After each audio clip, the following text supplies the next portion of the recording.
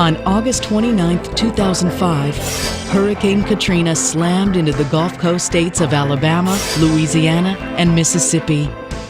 The following is the story of the response to Katrina in Mississippi through the Emergency Management Assistance Compact, also known as EMAC.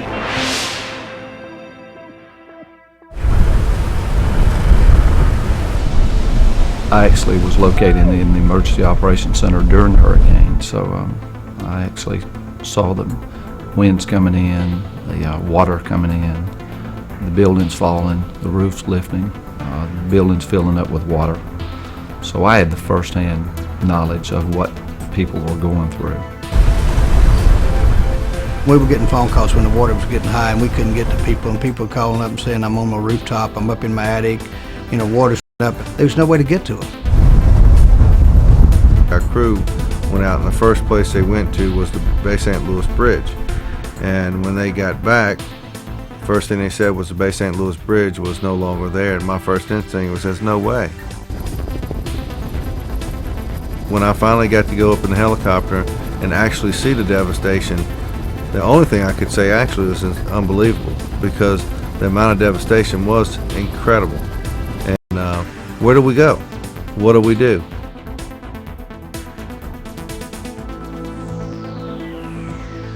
These folks in the county, not only are they the emergency managers, they're also victims. More so in this disaster than most any I've ever seen. Police officers, police officers riding out the storm in trees and on roofs. That occurred here at the Waveland Police Department. The storm surge flooded their headquarters, forcing the staff of 30 to evacuate during the height of the storm. Half the group climbed onto the roof, while others held onto this large bush in the parking lot for some 7 hours. You have to think now, there's 14 people out here in this bush that you look at it now, you just wonder how 14 people clung to this bush and made it. Many of their homes, however, did not. 27 of the 30 members of the Waveland Police Department lost their homes due to the damage caused by Katrina. So most of them were now without a place to live and a building in which to work. They were forced to set up temporary headquarters, and for some, living quarters in their parking lot. And while the manner in which they survived the storm was unique, the situation they now found themselves in was not.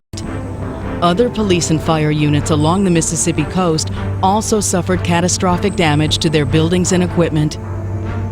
The devastation along the entire coastline of the state was difficult to comprehend.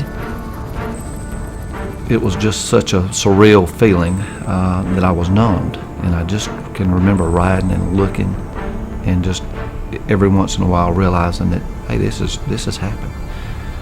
Not even knowing where to start. It was just a case of just feeling helpless, feeling certainly inadequate for the task that I knew was at hand. But help was on the way, lots of it. Through the Emergency Management Assistance Compact, teams were deployed along the northwest Gulf Coast prior to the storm and immediately following it. Search and rescue teams deployed through EMAC were among the first outsiders to arrive in Mississippi. Law enforcement teams were not far behind. National Guard teams were also quickly on the ground, providing security in the impacted areas. Incident management teams from Florida set up bases in Gulfport in Harrison County and Waveland in Hancock County to assist the local emergency management teams. We were asked to come in and help them organize their EOC. All their staff was impacted, and this is a catastrophic event. We've got that experience in this group that I brought up, so bring the team up, just settle everybody down, get into our emergency operations routine, and then determine what they need. The challenges facing the teams, though, were substantial. Most of the housing along the coast was wiped out. Families in many communities were now homeless. Communication systems were down, and coordinating all of the different teams and much-needed assets was difficult at best. Food, water, and donations were beginning to arrive, but the systems needed to efficiently distribute them were not yet in place. And the amount of debris that needed to be removed was staggering. Compounding all of that was the issue of what to do with the bodies of those who chose not to evacuate and didn't survive the storm. I was not prepared to tell the constituents when they'd come in to say, my grandmother didn't leave, we found her. She made it out of the house, but she's in the yard. Can you help? I was just not prepared to be able to say, no, can't help. Cover her up. We'll get her when we can. That was a hard one for me. But as challenging and as difficult as those first days were, the news wasn't all bad. Through EMAC, help had arrived, and more was on the way. And for the first time since the storm hit, local leaders began to see some signs that the situation was starting to stabilize. We had people that showed up in every aspect of the emergency support function, very well versed, well trained, and they showed up with their hats in their hands. We've come to help. Would you like some help?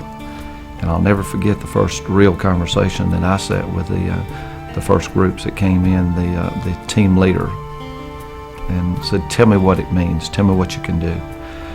And 5 minutes into that conversation, this was the first true breath, sigh of relief that I had over the 3 or 4 days that we'd been going through. Realizing then that this was truthfully what we had to have and put in place ASAP, which we did. When a local government is affected and they don't have something that would eliminate suffering or help in the recovery efforts, they need it now. They don't need it tomorrow. They don't need it next week. They need it now. As a matter of fact, they needed it yesterday. Time is not a friend of ours in the emergency business at all. And anything that we can do to narrow that time gap down and bring those shortfalls to bear as quickly as possible is the goal of emergency management. And I think EMAC helps make that possible. Over the years, EMAC teams have helped mainly in the response to hurricanes. But EMAC teams have also been deployed to help with other natural and man-made disasters to assist states in their time of need. Wildfires out west, flooding in the Midwest, and EMAC teams were in New York to help after the September 11th bombing of the World Trade Center. What I think the big benefit of EMAC relies on the fact that we can move flesh and blood resources, people with unique skills, and there's not many other venues for doing that.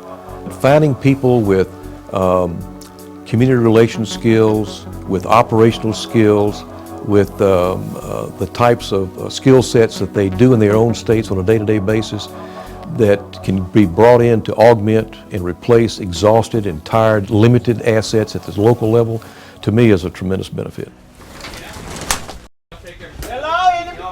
Most of the teams and resources that were deployed to Mississippi were secured and coordinated by what's known as an A-team, an advanced team that was positioned in the Mississippi State Emergency Operations Center prior to Katrina making landfall.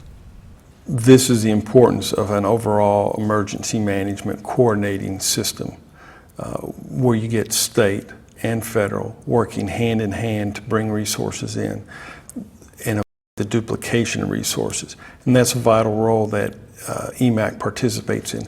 Not only do we have people in the impacted state, but we also have people at the regional headquarters for FEMA and at the national FEMA headquarters, just for the purpose of making sure that we monitor what's going on and we avoid some of the duplication of services.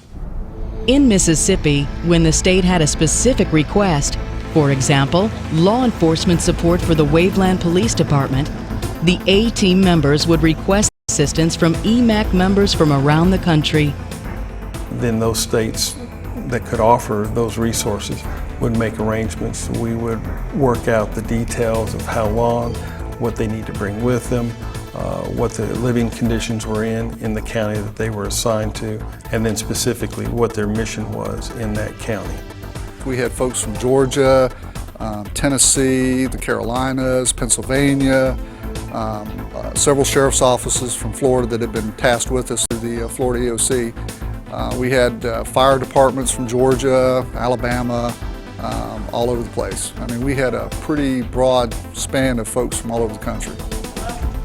It's important to point out that the EMAC response to Katrina in Mississippi was not one that was directed to just a single city or even a single county. It was across the entire coastline of the state, a 6-county area.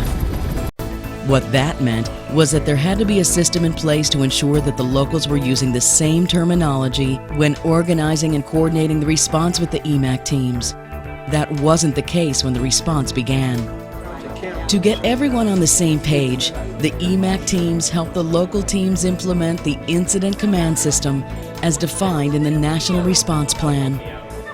When you're working in an emergency operations center, by the time that storm makes landfall, your staff is exhausted. And so having a standard system where your other counties or other states teams can come in and run your operations is nothing to be embarrassed about. Quite frankly, you need to expect that that's going to happen. And so that was one thing. Again, it reinforced mutual aid works, but you have to have a standard system for them to come in, jump right in, know your expectations, know what that function does. The EMAC teams provided support in many areas during their time in Mississippi. In many cases, it was the kind of support you'd expect: search and rescue, law enforcement, and securing food, water, and other supplies for distribution. But the EMAC teams also helped in other ways that local officials didn't anticipate. Something else that they did was wonderful. They brought a lot of people that did all the paperwork. And so while we were solving problems every 5 minutes, they were doing the paperwork to take care of it, to document it for us. And we had every bit of that documentation. When the Manatee County Incident Management EMAC team took on the mission to Hancock County, they were deployed there for a week. During that time, they accomplished a lot. They were able to bring to an incredibly chaotic situation a calming influence, guidance, and support to help the locals keep the response moving forward. The teams had been through a lot together, and a strong bond had been created. At a briefing the night before the Manatee County team returned to Florida, they said their goodbyes to the Hancock County team. We literally stood up and we told them, you know, you've got guts, look at what you've done, you're up vertical, you're working the show. Thank you so much. We appreciate you allowing us to help support you. You're supporting it. It's always a local mission. And we stood back, and there were a lot of tears in that room. Today in Mississippi, rebuilding efforts are ongoing. That work will continue for a long time to come. The traumatic events of those days in the summer of 2005 will not soon be forgotten by anyone who went through it. But what also will be remembered are the collective efforts of the EMAC teams who came to these communities to help. I think EMAC, especially if you get the caliber teams that we received, is a great thing. A lot of people may be territorial that they don't want help in. Let me tell you, I'll take their help anytime. It doesn't matter if they're from Florida, which we had, or Kansas, which we had. They were life-saving. And what you need to know about EMAC teams, most of them will come in and they're going to tell you point blank, they're there to assist you, they're not there to take over. And that's exactly what happened. I know Harrison County had some of the greatest people in the world, and I won't never not take the opportunity to say thank you to Florida and Virginia and Chesapeake Bay, because I don't know what I would have done without them. It was at such a time, and they came at such a low time, not only for me, but for our whole community, and really came and put their heart and soul into doing for us.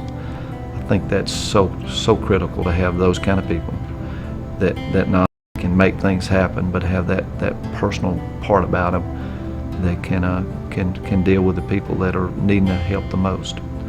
But certainly, I'll die with special feelings towards some of those.